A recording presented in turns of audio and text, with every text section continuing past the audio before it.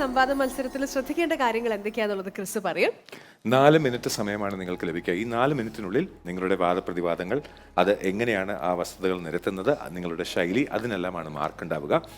ഇവിടെ നിങ്ങൾക്ക് നേടാൻ സാധിക്കുന്നത് 60 മാർക്കാണ്. ഒരു വിഷയത്തിൽ 10 മാർക്ക് ആചാര്യസഭയിലെ ഓരോ വ്യക്തികൾക്കും തരുന്ന അംഗങ്ങളും തരുന്ന ആ 30 മാർക്ക് ചേർത്ത് 2 വിഷയമാകുമ്പോൾ 60 മാർക്ക് വരെ നിങ്ങൾക്ക് നേടാൻ സാധിക്കും. അപ്പോൾ ഓൾ ദി ബെസ്റ്റ്. നമുക്ക് ആദ്യത്തെ വിഷയത്തിലേക്ക് കിടക്കാം.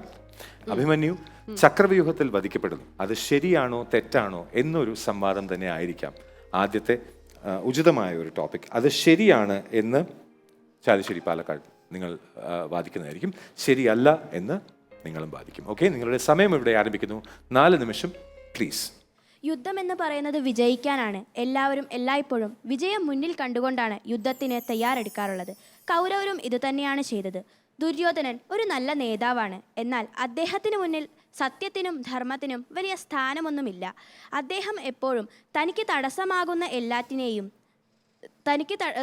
എല്ലാത്തിനെയും ഇല്ലാതാക്കാനാണ് ശ്രമിച്ചത്. യുദ്ധത്തിന്റെ നീതിശാസ്ത്രത്തിൽ വിജയം മാത്രമാണ് ലക്ഷ്യം. അതുകൊണ്ട് തന്നെ അഭിമന്യുവിൻ്റെ വധം ഇവിടെ തെറ്റാണ് എന്ന് പറയുന്ന പ്രസ്താവന തന്നെ തെറ്റാണ്.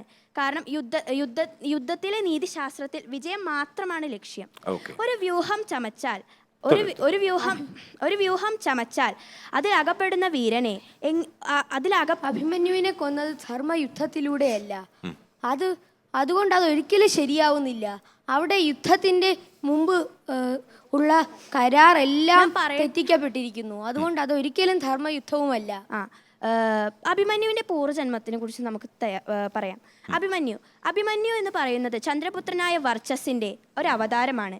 അതിൽ ദുഷ്ടനിഗ്രഹത്തിനായി ദേവന്മാർ ഭൂമിയിൽ അവതരിക്കുന്നതെ സംബന്ധിച്ച് ചന്ദ്രനും ദേവന്മാരുമായി ഒരു ചർച്ച നടന്നു. ആ ചർച്ചയിൽ ചന്ദ്രദേവൻ ഇങ്ങനെ പറയുന്നുണ്ട്: ഞാൻ എൻ്റെ പ്രിയപുത്രനായ വർച്ചസിനെ ഭൂമിയിലേക്ക് അയക്കാൻ താല്പര്യപ്പെടുന്നില്ല. എന്നാൽ ദേവഹിതത്തിന് ഞാൻ വിലങ്ങുതടിയായി നിൽക്കുന്നുമില്ല. അതുകൊണ്ട് തന്നെ അവൻ അർജുനപുത്രനായ സംസാരിക്കുന്ന അഭിമന്യുവിനെ കൊന്നത് ധർമ്മയുദ്ധത്തിലൂടെയല്ല എന്ന വിഷയത്തിൽ നിന്ന് മാത്രമാണ്. അവിടെ വർച്ചസിനെ പറ്റിയല്ല, അത് തന്നെയാണ് അഭിമന്യുവിനെ പറ്റി മാത്രമാണ് ഞാൻ വാദിക്കുന്നത്. പറയണ കേൾക്കൂ. അഭിമന്യു ചന്ദ്രപുത്രനായ വർച്ചസാണ് അഭിമന്യു ആയിട്ട് അവതരിക്കുന്നത്. അപ്പോ ഈ ചർച്ചയിൽ ചന്ദ്രൻ ഇങ്ങനെ പറയുന്നുണ്ട്: അവൻ ശത്രുവിന്റെ 2 മിനിറ്റായി അവൻ ശത്രുവിന്റെ ചക്രവ്യൂഹത്തിൽ അകപ്പെട്ട് കൊലപ്പെടുക ചെയ്യും എന്ന് ചന്ദ്രൻ പറയുന്നുണ്ട്. അതുകൊണ്ട് ശരിയാണ്.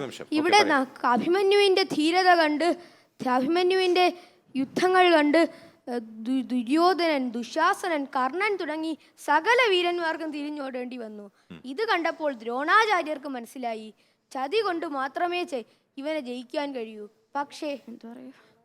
പക്ഷേ ഇവരെല്ലാം അഭിമന്യുവിന്റെ പിതാവായ അർജുനനെല്ലാം അസ്ത്രവിദ്യ പഠിപ്പിച്ചത് ദ്രോണാചാര്യരാണ്. അദ്ദേഹത്തിന്റെ ധർമ്മം നല്ലവണ്ണം അറിയാം. പക്ഷേ അദ്ദേഹം ഒരു ബാലനാണെന്ന് പോലും ചതിയിലൂടെയാണല്ലോ താങ്കൾ പറഞ്ഞത്. അപ്പോൾ കർണന്റെ വധവും ചതിയിലൂടെ തന്നെ ആയിരുന്നില്ലേ? ചതിയായാലും ചതി തന്നെയാണ്, ഞങ്ങൾ സമ്മതിക്കുന്നു. അസ്ത്രവും രഥവും ഒന്നുമില്ലാത്ത കർണനെയും ആയുധം ഉപയോഗിച്ച് തന്നെയാണ് അഭിമന്യുവിലേക്ക് തന്നെ തിരിച്ചു വരണം. നമുക്ക് നോക്കാം, അവിടെ ഒരു കരാറുണ്ടായിരുന്നു. കുതിരകളെയോ സൂതനെയോ ആയുധം കൊണ്ടുവരുന്നവരെയോ ഒന്നും വാദ്യം ഉണ്ടാക്കുന്നവരെയോ ഒന്നും കൊല്ലാൻ പാടില്ല. പക്ഷേ ഇവിടെ നമുക്ക് നോക്കാം, നിരായുധനാക്കാനും പാടില്ല. ഇവിടെ കർണൻ പുറകിലൂടെ ചെന്ന് അമ്പ് തകർത്തു. പിന്നെ ഒരു വ്യൂഹം ചമച്ചാൽ അതിനകത്ത് പെടുന്ന വീരനെ കൊല്ലണം, അല്ലെങ്കിൽ ഇല്ലാതാക്കണം, തടയണം. നിരായുധനായി നിൽക്കുന്നവനെ കൊല്ലാൻ കഴിയില്ല എന്ന് കരാറുണ്ട്. അവരുടെ കടമയാണ്, അത് നിർവഹിക്കാൻ മാത്രമേ കഴിയുകയുള്ളൂ. അതുകൊണ്ട് തന്നെ ശക്തിയുക്തമായി വാദിക്കുന്നു. ദ്രോണർ കുതിരകളെയും കൃപർ തേരാളിയെയും കൊന്നു. അവർ യുദ്ധത്തിന്റെ ഭാഗമല്ല. പിന്നെ അവരെ കൊന്നതുകൊണ്ട്, അങ്ങനെയുള്ള അധർമ്മങ്ങൾ ചെയ്തത് കൊണ്ട് ഇതൊരു ധർമ്മയുദ്ധം ഒരിക്കലും ആവാൻ പോകുന്നില്ല. അത് ധർമ്മയുദ്ധം തന്നെയാണ്. ശരി, ധർമ്മയുദ്ധമാണെന്ന് പറയുന്നു. അഭിമന്യുവിനെ കൊന്നത് ശരിയാണ്. കാരണം ആ ഉടമ്പടി അനുസരിച്ച് അഭിമന്യുവിനെ കൊന്നത് ഒട്ടും ശരിയാണ്. ആ ഉടമ്പടി 30 സെക്കൻഡ് വേഗം പോയിന്റ് പറയാം. അഭിമന്യുവിനെ കൊന്നത് ഒരിക്കലും ശരിയല്ല. അഭിമന്യു കേവലം 16 വയസ്സ് മാത്രമുള്ള ഒരു ബാലനാണ്. കരാറിൽ പറയുന്നുണ്ട് 16 വേറെ ആരും അർജുനനെയും മറ്റ് പത്മവ്യൂഹം ഭേദിക്കാനുള്ള എല്ലാവരെയും ദൂരെയാക്കി തിരിച്ചു വരാം. ഒരാൾ ഓക്കെ വേഗം പറയാം. അഭിമന്യു ആണ് ചക്രവ്യൂഹത്തിലേക്ക് കടന്നു ചെന്നത്. ആ ചക്രവ്യൂഹം ഭേദിക്കാൻ കഴിയുന്ന അർജുനനും പ്രദ്യുമ്നും ഒക്കെ വേറൊരു യുദ്ധസ്ഥലത്തായിരുന്നപ്പോഴാണ് അഭിമന്യുവിനെ കൊന്നത്. 16 വയസ്സിൽ ആ ഉടമ്പടി ചന്ദ്രനും ദേവന്മാരും തമ്മിലുള്ള ഉടമ്പടി അനുസരിച്ചിട്ട് 16 വയസ്സിൽ ഞാൻ വീണ്ടും പറയുന്നു, അഭിമന്യുവായ വർച്ചസിനെ ഞാൻ ഇവിടെ ചന്ദ്രലോകത്തിലേക്ക് സംസാരിക്കാൻ വിളിക്കുന്നുണ്ട്. അഭിമന്യു